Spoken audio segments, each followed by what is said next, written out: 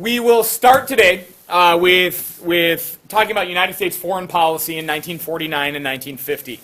And having an understanding that the outcomes of all of the events after World War II, up to and including that Berlin crisis in 48 and 49, lead to the creation of NATO. We remember what that was from last week, the North Atlantic Treaty Organization. President Truman issued his doctrine that would open the door for the United States to aid any country that was resisting outside aggression from, say, the Soviet Union. And we'd also implemented the Marshall Plan, which would lead to direct funding from the United States into mostly Western Europe, so they could avoid having those countries see continued growth in their communist influence. In early 1949, the United States still had the sole possession of the only atomic weapon in the world. And that gave us the ability to avoid a large deployment of what we call conventional forces in Western Europe. Now that we have atomic bombs, guys, now that there are nuclear weapons, we draw a line between nuclear forces and conventional arms. Conventional arms, conventional weapons are the old-fashioned tanks and airplanes and soldiers. Conventional weapons, conventional arms are much more expensive in their deployment because, like, people need paychecks and people need sleep. And nuclear weapons never need those things, or certainly don't need them in as great of numbers. So we could draw down our military engagement in Western Europe because of that bomb. So after World War II, the United States would demobilize. We would start drawing down the size of our military. The Soviet Union never did that because they had to trump the nuclear arsenal that we had. So the Soviet Union was never able to draw down their military. But by 1945, by mid-1945, even with the Berlin question or the Germany question being solved by dividing Germany up, we're going to see that balance of power that had existed to that point in Europe start to tip towards the Soviet side. In August of 1949, the Soviet Union will detonate their first atomic device. It was virtually identical to the bomb that the United States dropped on Nagasaki. And how do the Soviets build a bomb almost identical to the bomb we dropped on Nagasaki? Espionage. Yeah, there really were Soviet spies, and they really did infiltrate the Manhattan Project, the United States program to develop atomic bombs. So we lose our nuclear supremacy. And the Soviets developed their bomb faster than we had predicted they would be able to do it. And then, about a week after this happens, word out of China tells the United States that the communists in China, led by Mao Zedong, you can see him on the left here, the communists in China are victorious in the Chinese Civil War. So China, in the summer of 1949, will become a new China, the People's Republic of China, Communist China, led by Mao Zedong. See if you guys can impress me.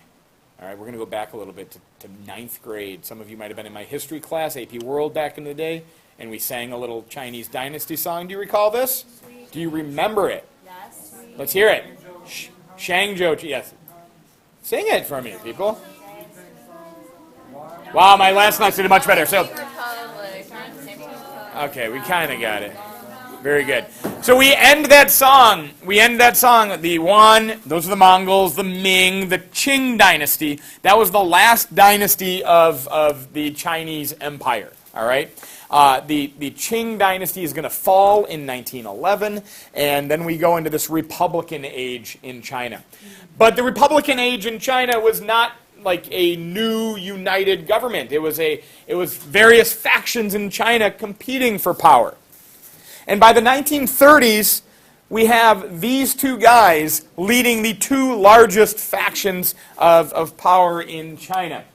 On the left, this is Mao Zedong, And he is the leader of the Chinese Communist Party. You guys can abbreviate that after you know what it is, as the CCP, the Chinese Communist Party. That is Mao. On the right, you see Chiang Kaishek, C-H-I-A-N-G. Chiang Kaishek, K-A-I-S-H-E-K. Chiang Kaishek was the leader of a group that we referred to as the nationalists in China. So Mao was the leader of the communists, Chiang was the leader of the nationalists. Now, this is not to say that Chiang Kai-shek, had he won, he was going to be like a democratic leader of China. No, he would have been a dictator of China as well.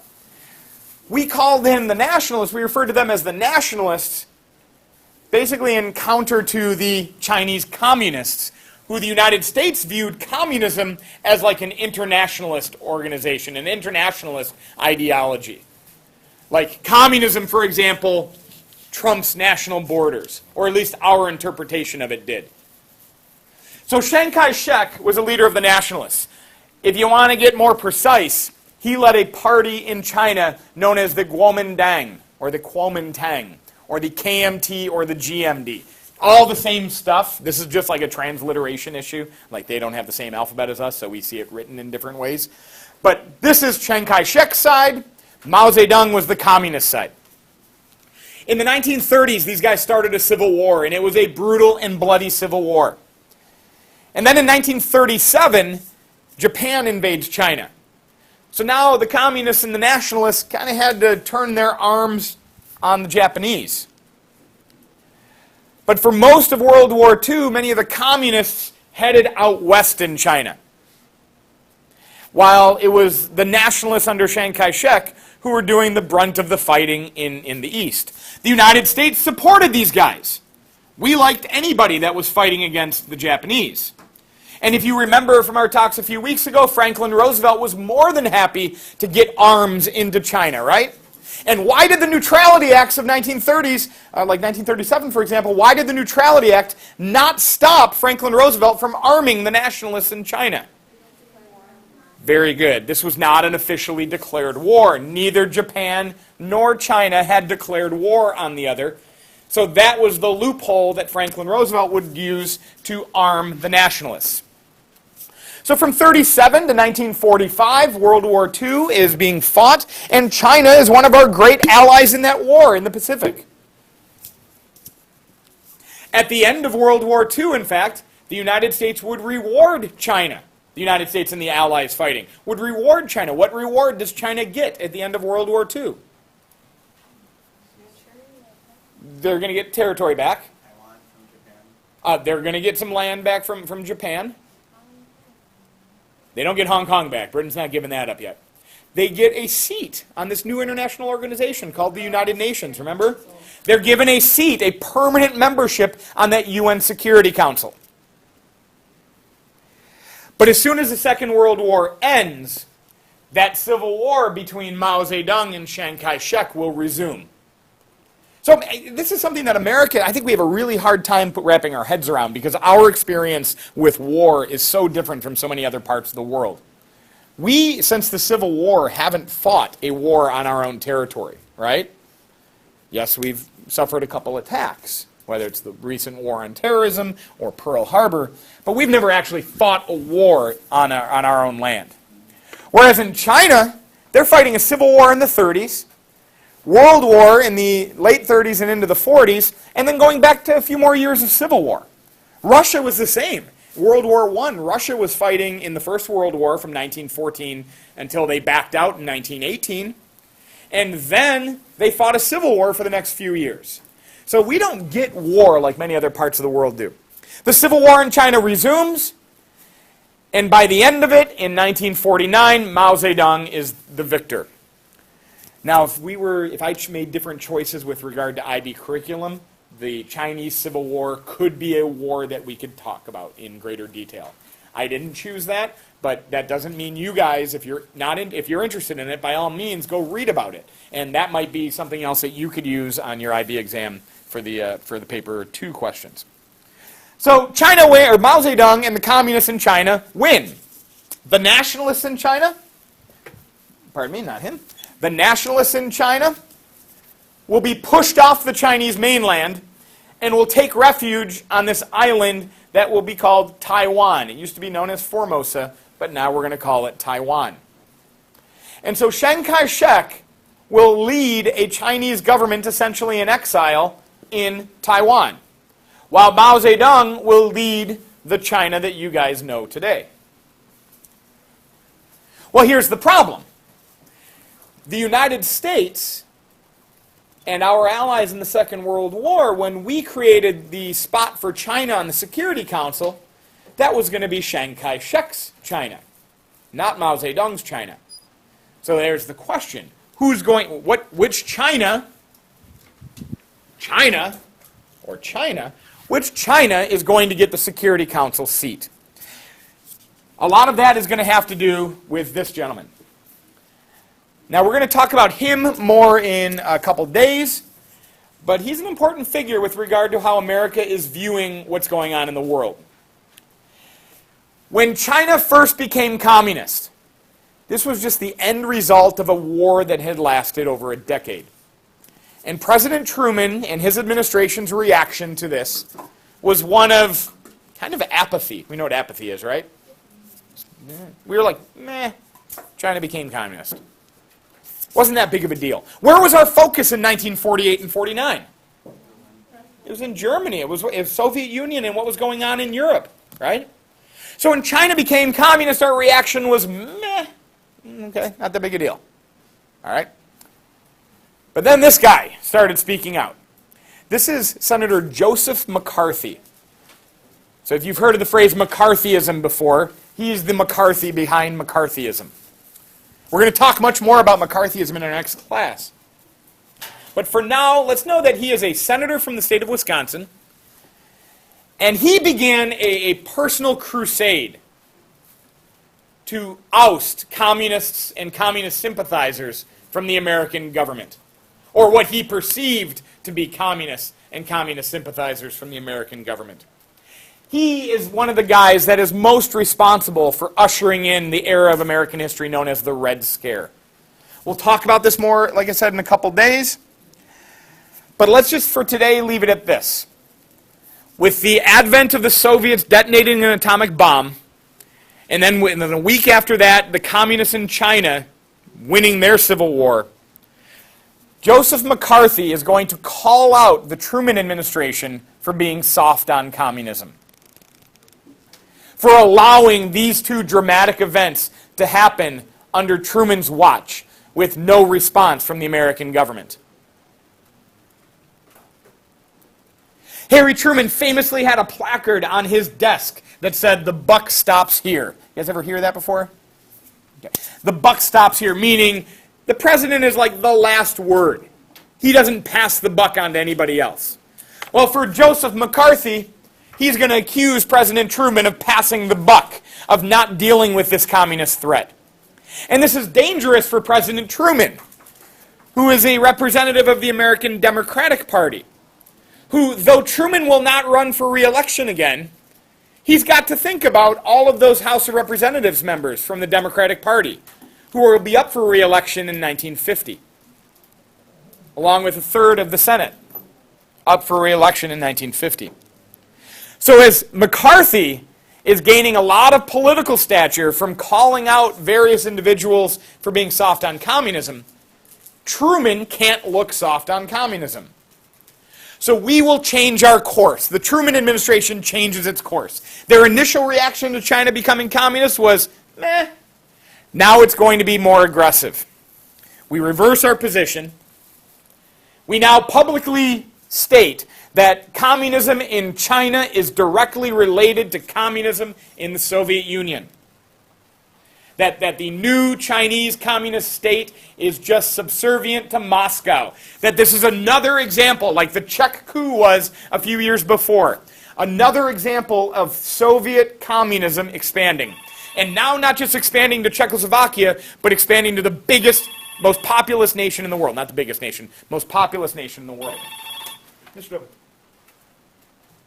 Awesome, I will send her away. Yep, bye-bye. At least you're outie.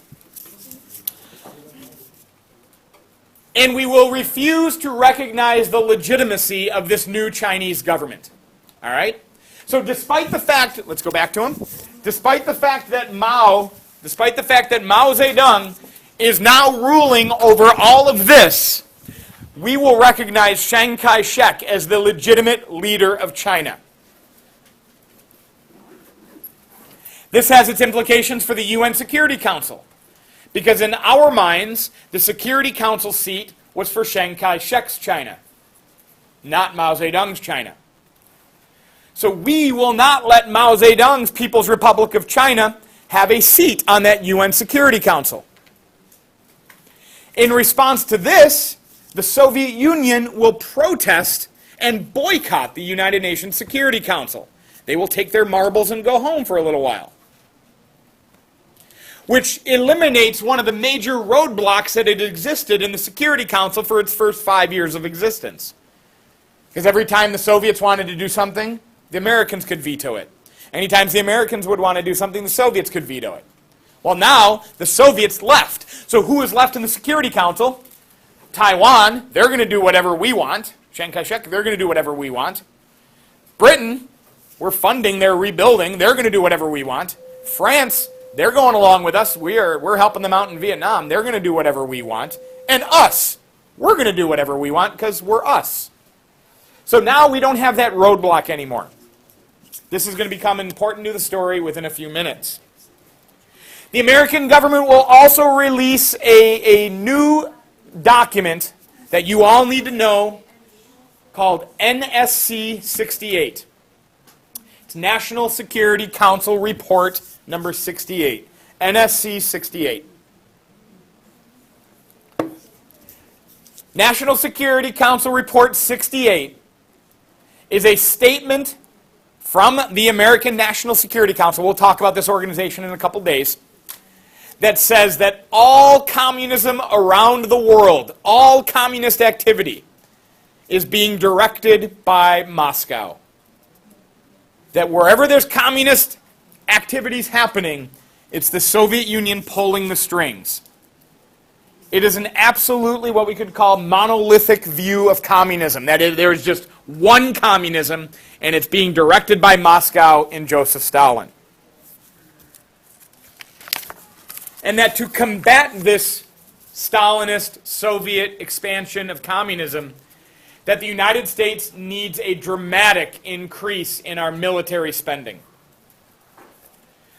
We need to rebuild our military to combat the threat of Soviet expansionism. Now, I know what you guys are thinking right now. You're going to tell me what you're thinking right now, but I know what you're thinking. Wait a minute, Mr. Dobie. Haven't we talked about at least one communist nation that was not under the thumb of the Soviet Union? And that would kind of prove that not all communism is directly linked to Moscow. And what country are we referring to? Very good. Joseph Tito's Yugoslavia is an example that we knew of in 1948 and 49. That Tito and Stalin did not see eye to eye.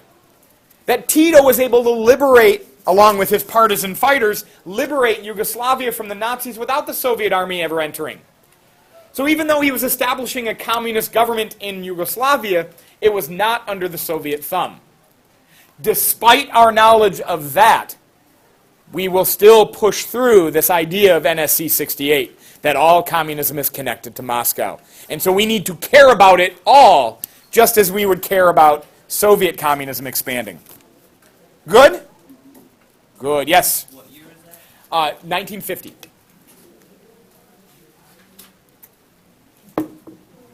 All right. Now we move on to the Korean War. The first hot war of the Cold War. What's that? No, this is going to be pretty hot. Not even lukewarm. Okay, let me give you a little background to the war. Very little background to the war. This is the Korean Peninsula.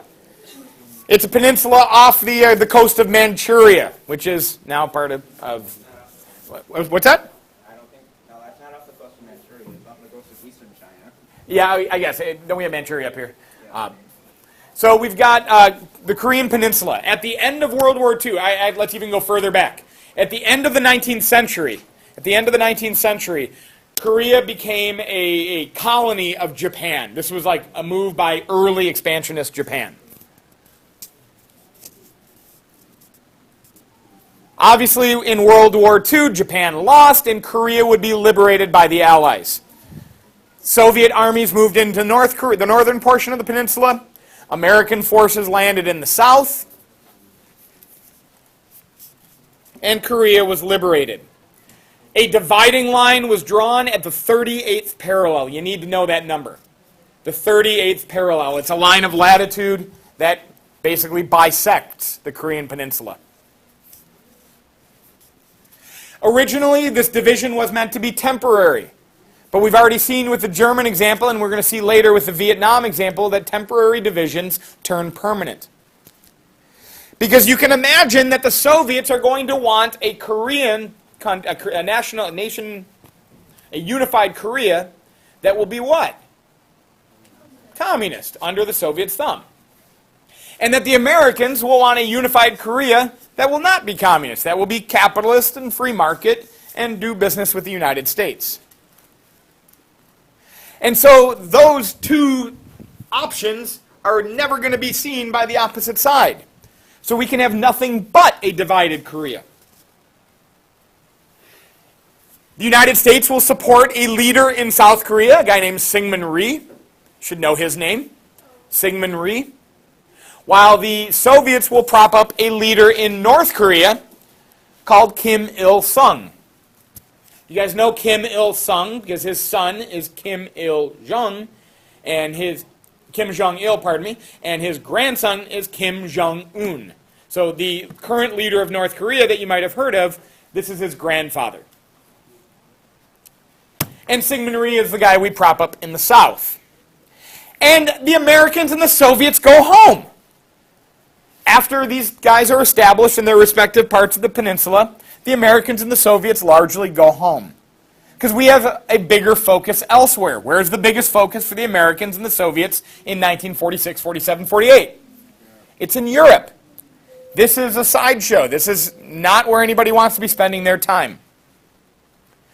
But Syngman Rhee absolutely wants a united Korea under his rule. And Kim Il-sung absolutely wants a united Korea under his rule. And in 1950, Kim Il-sung is going to make his move. But he doesn't think he can unify the peninsula on his own.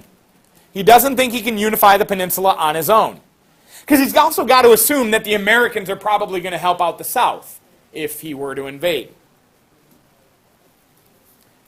So Kim Il-sung will contact Joseph Stalin to request aid for an invasion of South Korea. Joseph Stalin will largely pass the buck to Mao Zedong. Hey, Kim, contact Mao. He's your guy. He can provide you a lot of help. Now, Mao Zedong is not in a great position to provide a lot of help, because Mao Zedong is now the leader of communist China. But what did he just get done doing? Fighting a brutal and costly civil war, and China is one of the poorest countries in the world. So Mao Zedong is in no position to offer a lot of help. But Mao Zedong is thinking about the long game. He's thinking down the road. And he recognizes, I'm going to go back to our map here, he recognizes that Joseph Stalin has instructed Kim Il-sung to contact Mao. And maybe if Mao does a favor for Kim Il-sung and a favor for Joseph Stalin, that down the road, Joseph Stalin will maybe do a favor for China, do a favor for Mao. Because what do you think Mao wants more than anything else? He wants that chair at the UN Security Council. He's got to get rid of Taiwan. He's got to bring Taiwan into his fold. He's got to crush the Kuomintang and Chiang Kaishek that's leading Taiwan. But what do you notice about Taiwan? It's an island. And those are really tricky to deal with, right? From what we learned from the Second World War, what must a nation do if it's going to defeat an island? You've got to gain air superiority. What must you have to gain air superiority? You have to have an air force. Does China have an air force? Not much of one, though. Not Not much of one. Who's got a powerful Air Force? Soviets do. You also need a Navy, a viable Navy. Does China have a viable Navy in 1950? Absolutely not. So he's going to need the Soviets' help eventually down the road to get Taiwan back. So Mao will agree to aid Kim Il-sung and his invasion of North Korea, should he be needed. All right? So in June of 1950, in June 25th, 1950, just to give you the exact date, I would never require you to memorize that date. In June 25th of 1950, Kim Il-sung will order the launch of an invasion of South Korea. So if you're wondering who started the Korean War, Kim Il-sung in the north calls for an invasion of the South. Now, this is not something that Joseph Stalin wanted necessarily. It's certainly not something that Mao wanted at that time. This is Kim on his own. But neither Joseph Stalin nor Mao said, no, don't do it. Neither of them stopped him. So in June of 1950, 90,000 North Korean troops will invade the South. And they will quickly sweep through the peninsula. They will quickly sweep through the peninsula. And we can see here, by the 15th of September, so we're only talking a couple months, by the 15th of September, almost all of the Korean peninsula will be overrun by North Korean forces. The United States, looking from the outside, sees this as a clear example of Soviet expansionism. And why would we see this as a clear example of Soviet expansionism rather than just a clear example of North Korean expansionism or a Korean Civil War? Yes, sir? Because the Soviets are supplying North Koreans with tanks. Okay, there is some aid going into North Korea, absolutely. And because of NSC 68. Everything that is happening with regard to the expansion of communism or communist threats around the world, we're seeing that as being directed by Moscow. So we see this as an example of Soviet expansionism. And we feel, yes ma'am? I'm sorry, did you say that the U.S. aided South Korea then? We're not there yet. We're like a moment from that. Yes? Does the U.S. realize that Stalin's not really pulling the strings? And we're just using NSC 68 as propaganda? That is a question that different historians would have different opinions on. Good question. Like, did we really believe what we were saying is what you're saying? I think, I think Truman really believed that it was a Soviet threat. And that what's going to come out of this, is if the United States fails to respond here, if we show, like, because now, remember, the United Nations exists, right? You're not supposed to. Back in the early 1900s or the 19th century, in the 1800s, it was totally okay for like a powerful nation to take over a weaker nation. It's like what happened. It's how Europe and America took over much of the world, right? That was acceptable. But after World War I and certainly after World War II with the creation of the United Nations, that wasn't supposed to happen anymore. And now we have a sovereign South Korea that's being overrun by a North Korean state. And the United Nations is like built to stop that kind of stuff. And our thinking there was, yeah, it's communist, but it's also a powerful nation overrunning a weaker nation, or what they see as a weaker nation. And so if we don't stop it there, it's going to happen everywhere. And this is what becomes known as, and you're going to want to make sure this is in your notes, what's called the domino theory. It's what's known as the domino theory, or the domino effect. That much like when you guys were little kids and you would set up dominoes in your kitchen and you knock down the first one and every subsequent one in the trail would fall down. If we let South Korea fall to communism, maybe Vietnam is going to be next. And then maybe Laos and Cambodia and Thailand and Burma and maybe India follows. And every one of these countries that would fall would be one less country that we would be able to do business with and be economic partners and political partners with. So we see this as a threat. If the United States doesn't act, who will? All right? Yes, sir. Okay. You said that if a country falls to communism, then it won't be able to do business with them. What stops us from doing business with the Soviets? The Soviets. Yeah, the I understand, like, it's not open market, but does that completely stop us? it doesn't necessarily, no, because Yugoslavia is a perfect example of a communist nation that the United States would open up into trade agreements with. But the Soviet Union and our relationship is so at odds. Yes, what do you want to add? Not so much that, but like when communists take over, they nationalize the industries, like in Iran. Yeah, and I so don't like that. it's not just international business. Yeah, you're gonna, American interests in foreign countries, like for oil industries or other commodities that we might be extracting from other parts of the world. If those were nationalized, taken over by the country, then we might lose those resources. Yeah, good call, Kevin. Truman is going to refer to Korea as the Greece of the Far East. You guys remember Greece and Turkey? These were two places in Europe that we felt were threatened by communist takeovers, and we pumped into aid. That was the Truman Doctrine, the beginning of the Truman Doctrine. And so Truman would say Korea is like the Greece of the Far East. If we don't stand up to them, Truman said, if we stand up to them, they won't take any more steps. So the United States will go to the United Nations Security Council and we will push through a resolution to use military action to drive North Korea out of South Korea. And that resolution will be passed by the Security Council. Because of course, where is the Soviet Union who would have otherwise voted against it? They're boycotting the Security Council. Right? The story couldn't have worked out any more perfectly, could it have? Soviet Union is boycotting the Security Council, so this will pass. So on July 1st, 1950, the first U.S. troops will arrive in the Korean Peninsula. 15 other nations will send troops as well, but Americans make up more than half of them. And most of the aircraft and most of the equipment is American. And those troops will be led by an American general. And his name is Douglas MacArthur. And today you learn that Frosty the Snowman is not the only one that had a corncob pipe.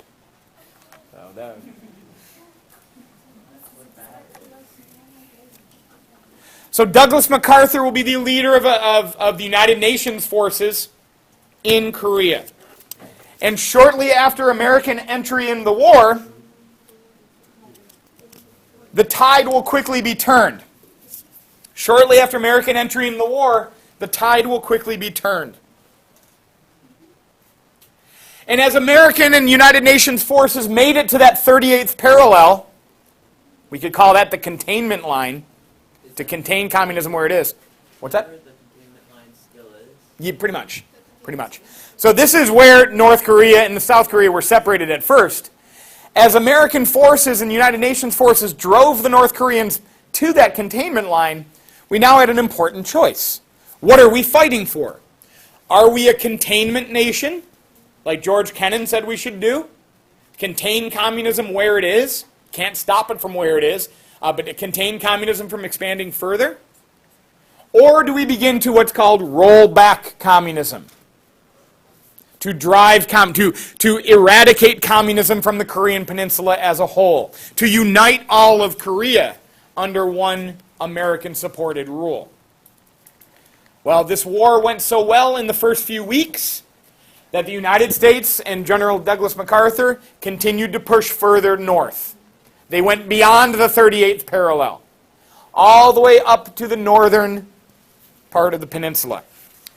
As American and UN troops got closer to the border between China and North Korea, a river is at that border called the Yalu River. Not a bad river to know, the Yalu, Y-A-L-U. As American troops got closer to the Yalu River, Mao Zedong will order 200,000 Chinese troops to cross that river into North Korea. By the end of 1950, American troops will be driven back. Again, across the 38th parallel. We will change our tune. Stories of rollback will now be turned to, whoa, whoa, whoa, we're just ready to contain. We are totally good with containment. This also comes on the heels of General Douglas MacArthur calling on President Truman to allow for the use of nuclear weapons. MacArthur wanted to use atomic bombs on that border between China and North Korea to stem the tide of Chinese forces coming into this war. Truman did not allow for it.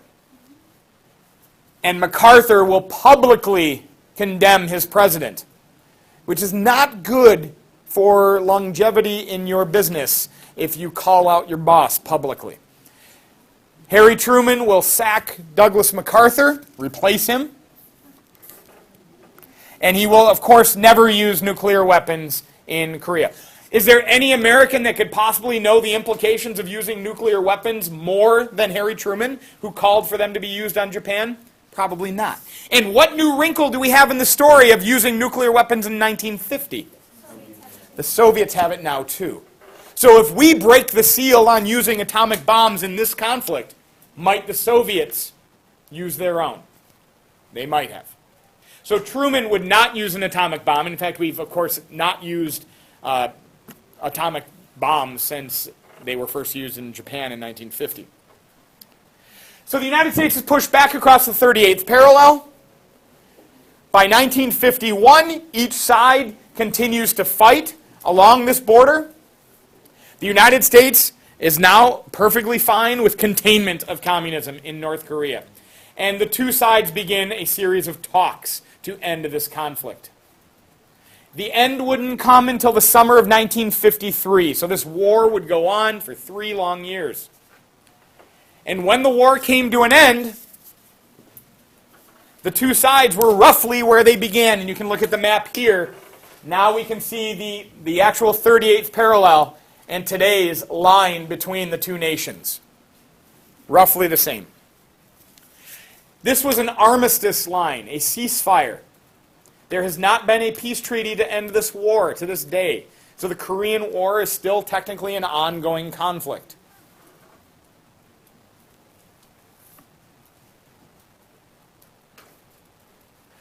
Did I have any questions or comments at this point? Yes, ma'am. How is the UN okay with the U.S. Army going above the 38th parallel? Because the Soviet Union wasn't there to stop it. Yeah. Good question. All right. Results of this war. First, for the United States, this will lead to the dramatic escalation of our armed forces that NSC 68 had called for. NSC 68 called for a tripling of the American defense budget. The Korean War will usher that in. Yes, sir? Did the UN resolution saying that we could send troops to Korea say that North Korea was doing aggressive war? Absolutely. Okay, that's probably why we were able Yeah, this was like a punishment in a sense for starting an aggressive war. Aggressive war. Yeah, well, but as opposed to a defensive war, like South Korea was fighting a defensive war. The United States will escalate, even though this is in Asia. In the aftermath of this, we will escalate our ground forces in Europe as well. We will strengthen NATO by admitting new countries into it, like Greece and Turkey, who themselves are nowhere close to the North Atlantic. We will start putting military bases inside of Turkey.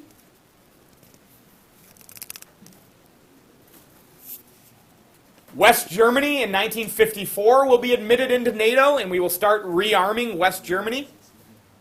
So basically, this gives us evidence that the Soviet Union, in our minds, this gives us evidence that the Soviet Union will use their military to expand into places that they weren't previously occupying.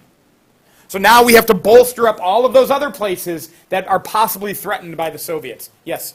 Did we go into Turkey and fight Turkey in because it's really close to the... Turkey borders the Soviet Union, absolutely. And it's not communist at this point. We are also going to bolster our forces in Asia, especially Japan. We will pledge to defend Taiwan, pardon me. We're going to help out Thailand too if they need it, but we're going to pledge to defend Taiwan. We will continue to only recognize Taiwan as the legitimate government of China. And we will do that until 1971. So we still don't recognize the People's Republic of China or Mao Zedong as legitimate leaders of a Chinese state. And we will begin to support other Asian nations that we see as resisting communist takeovers, like the Philippines, and more importantly for our class, Vietnam. Finally, we will create a new treaty organization in Asia known as SEATO, Southeast Asian Treaty Organization. So now we have NATO in Europe and SEATO in Asia, in our minds bookending this communist threat. What does the war mean for Korea? No unification is possible. A permanent division of these two states. A division that is quite stark when you look at today's satellite imagery of the Korean Peninsula. So here's China, South Korea. This is the city of Seoul, South Korea. There's upwards of 25 million people that live in and around Seoul. This is Japan, southern part of Japan. And North Korea is virtually blacked out. This is the capital, Pyongyang. And actually these are camps, prison camps, that have some illumination. But the nation is virtually blacked out every evening. Tremendous losses, millions of losses for Koreans in this war. North Korea is going to forever remain under communist rule and one of the most harshly repressive communist states in the world. While South Korea, while it won't be a democracy, and we'll talk more about that later, it will become a model for capitalist economies. And they will get tremendous investment from the United States and Japan. For China, the Korean War means more isolation from the United States. Like literally, the United States and China fought a war against each other. So those two countries will not see eye to eye, at least until the 1970s. But for China, the possibility of Mao uniting China with Taiwan becomes now more doubtful, because now we are pledging to defend Taiwan. And we'll talk much later about the relationship between the Soviet Union and China, but the Korean War will actually cause quite a strain between those two countries, because the Soviet Union is not going to help China out as much as China wants them to help.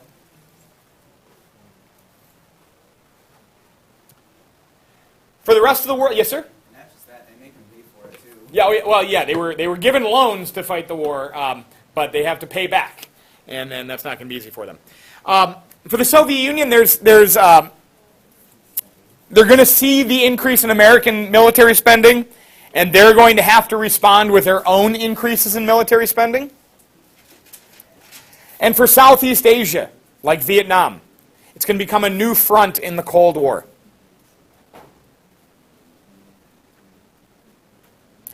The Korean War is the opening of the Cold War becoming a truly global conflict. Good?